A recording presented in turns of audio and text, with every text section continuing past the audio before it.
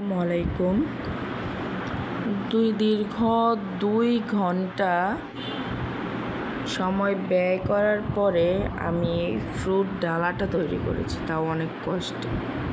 সারামণির স্কুলে কালকে food festival, একটি স্ট্রবেরি এঁকেছি যার কোনো জাতি হয়নি, তারপরে কিছু করার নেই মেয়েকে খুশি করার জন্য। আর এই ক্রাউন, মানে কি বলবো, আমি বিরক্ত হয়ে গেছি। আমার ছেলেটার জন্য আমি কোনো কাজ করতে পারতেছিলাম না। মাত্র 1 ঘন্টার কাজ, সেটা আমি করেছি 2 ঘন্টা।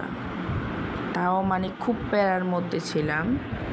আমার মেয়ের স্কুলে কালকে ফুড ফেস্টিভ্যাল, আমি কিভাবে কাজটা শেষ করব, কোনো রকমে কাজটা আমি শেষ করেছি। আম্মু, তুমি হ্যাপি? মানিকটা জ্বর এসেছে রে,